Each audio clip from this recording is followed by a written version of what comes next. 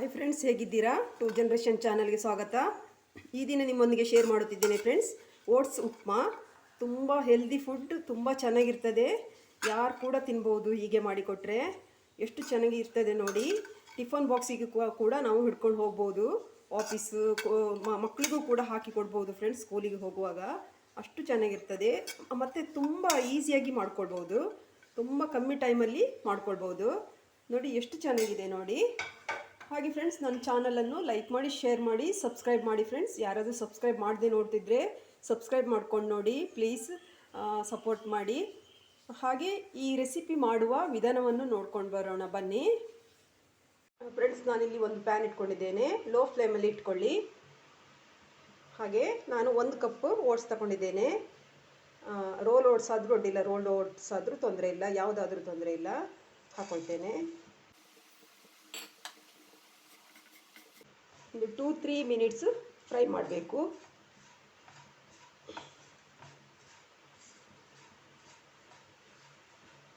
Low ಫ್ಲೇಮಲ್ಲೇ ಇಟ್ಕೊಳ್ಳಿ friends.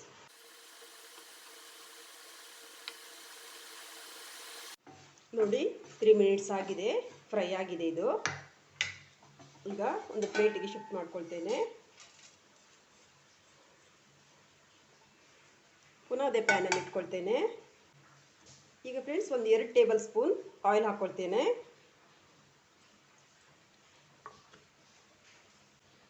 ಈಗ ಮೀಡಿಯಂ ಫ್ಲೇಮಲ್ಲಿ ಇಟ್ಕೊಳ್ಳಿ ಫ್ರೆಂಡ್ಸ್.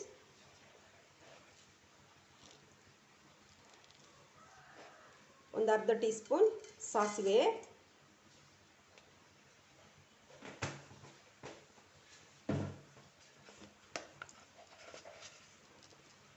ಅರ್ಧ ಟೀ ಸ್ಪೂನ್ ಜೀರಿಗೆ,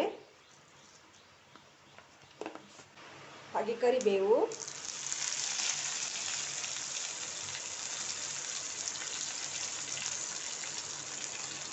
ಒಂದು ಚಿಕ್ಕ ಈರುಳ್ಳಿ ಹಚ್ಚಿಟ್ಕೊಂಡಿದ್ದೇನೆ, ಆ್ಯಡ್ ಮಾಡೋಣ.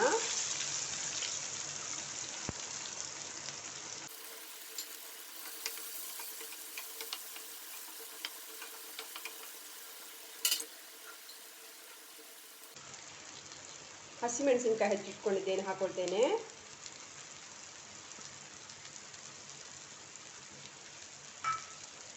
ನಾನು 2 ಹಸಿಮೆಣಸಿನ್ಕಾಯಿ ಹಾಕ್ಕೊಂಡಿದ್ದೇನೆ ಫ್ರೆಂಡ್ಸ್. ಇದು ಖಾರ ಇಲ್ಲ. ಖಾರ ಇದ್ದು ಮೆಣಸಾದರೆ ನೀವು ಒಂದೇ ಹಾಕ್ಕೊಳ್ಳಿ. ಹಾಗೆ ಸ್ವಲ್ಪ ಶುಂಠಿ,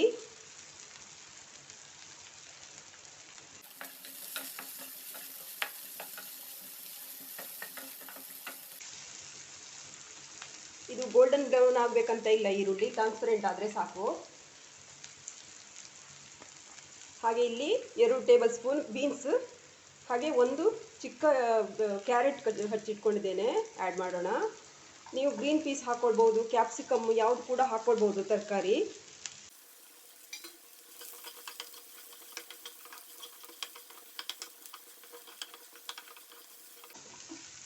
ಒಂದು 2 ಮಿನಿಟ್ಸ್ ಈ ಆಯಿಲಲ್ಲಿ ಸ್ವಲ್ಪ ಫ್ರೈ ಮಾಡ್ಕೊಳ್ಳೋಣ ತರಕಾರಿಯನ್ನು.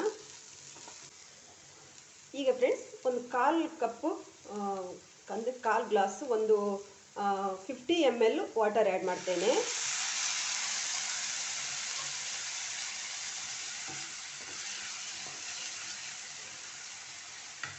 ಹಾಗೆ ಸ್ವಲ್ಪ ಉಪ್ಪು ಕೂಡ ಆ್ಯಡ್ ಮಾಡ್ತೇನೆ.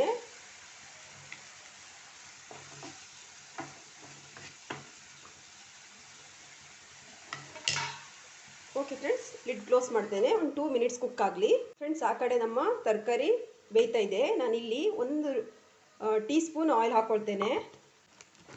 ಸ್ವಲ್ಪ ಗೋಡಂಬಿ 1 ಟೇಬಲ್ ಸ್ಪೂನ್,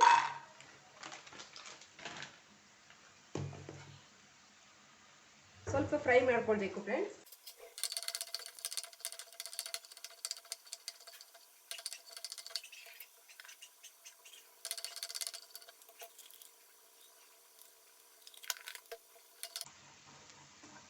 ಆಯಿಲ್ ಹಾಕೋದ್ರಿಂದ ಬೇಗ ಕುಕ್ ಆಗ್ತದೆ. ಓಕೆ, ನಾನು ಒಂದು ಸ್ವಲ್ಪ ಗೋಡಂಬಿ ತಗೊಂಡಿದ್ದೇನೆ.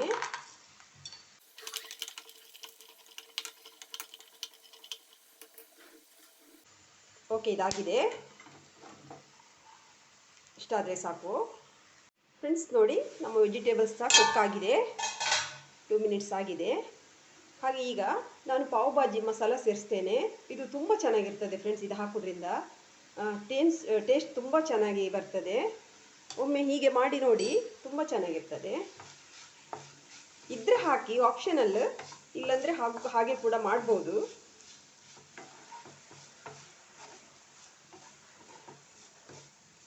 ನೋಡಿ ವೆಜಿಟೇಬಲ್ಸ್ ಎಲ್ಲ ಕುಕ್ ಆಗಿದೆ. ಈಗ ನಾವು ಹುರಿದಿಟ್ಕೊಂಡಂಥ ಓಟ್ಸ್ ಹಾಕೊಳ್ತೇನೆ.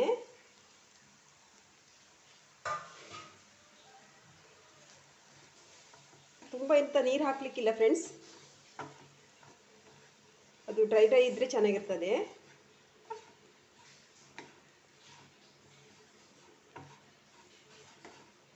ವೆಜಿಟೇಬಲ್ಸಿಗೆ ನಾನು ಒಂದು 50 ml ಹಾಕ್ಕೊಂಡಿದ್ದೇನಲ್ವ, ಹಾಗಾಗಿ ಅದು ತರಕಾರಿಯಲ್ಲಿ ಎಲ್ಲ ಹೀರ್ಕೊಂಡಿದೆ ನೀರು.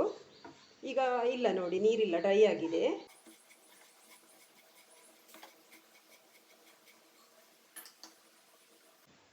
ಈಗ ಫ್ರೆಂಡ್ಸ್, ಈ ಓಟ್ಸಿಗೆ ನಾವು ಸ್ವಲ್ಪ ನೀರು ಸ್ವಲ್ಪ ಹೀಗೆ ಚಿಮ್ಕಿಸಿ ಹಾಕ್ಕೊಂಡ್ರೆ ಸಾಕು ಕೈಯಲ್ಲಿ, ಹೀಗೆ ಇಷ್ಟೇ, ಒಂದು 2 ಟೇಬಲ್ ಸ್ಪೂನ್.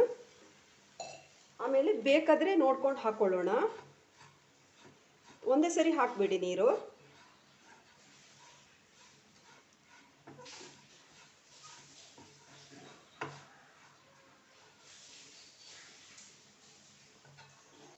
ಹೀಗೆ 1 ಮಿನಿಟ್ ಕುಕ್ ಆಗಲಿ ಫ್ರೆಂಡ್ಸ್. ನೋಡಿ ನಮ್ಮ ಉಪ್ಮಾ ರೆಡಿ ಆಗ್ತಾ ಇದೆ, ರೆಡಿ ಆಗಿದೆ ಆಲ್ಮೋಸ್ಟ್. ಈಗ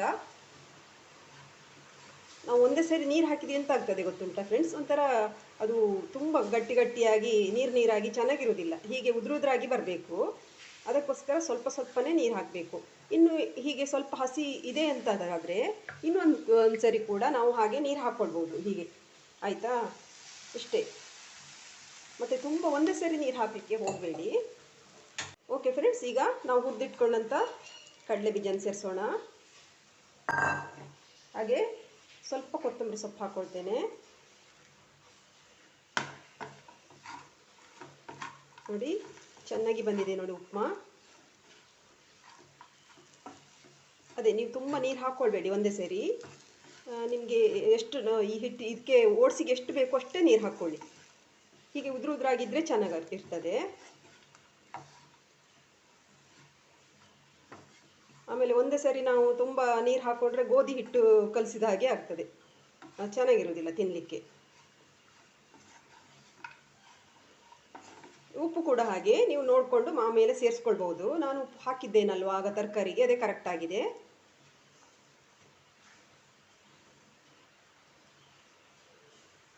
ನೋಡಿ ಫ್ರೆಂಡ್ಸ್, ನಮ್ಮ ಉಪ್ಮಾ ರೆಡಿಯಾಗಿದೆ. ನೀವು ಕೂಡ ಮನೇಲಿ ಟ್ರೈ ಮಾಡಿ, ಹೇಗೆ ಬಂದಿದೆ ಅಂತ ನನಗೆ ಹೇಳಿ. ಹಾಗೆ ವೆರಿ ಹೆಲ್ದಿ ಫುಡ್, ಡಯಟ್ ಮಾಡುವವರಿಗೂ ಕೂಡ ಒಳ್ಳೆಯದು. ಲಂಚ್ ಬಾಕ್ಸಿಗೂ ಕೂಡ ನಾವು ತಗೊಂಡು ಹೋಗ್ಬೋದು, ಅಷ್ಟು ಚೆನ್ನಾಗಿರ್ತದೆ. ಓಕೆ ಫ್ರೆಂಡ್ಸ್, ಸರ್ವ್ ಮಾಡೋಣ. ಸ್ಟವ್ ಆಫ್ ಮಾಡ್ತೇನೆ.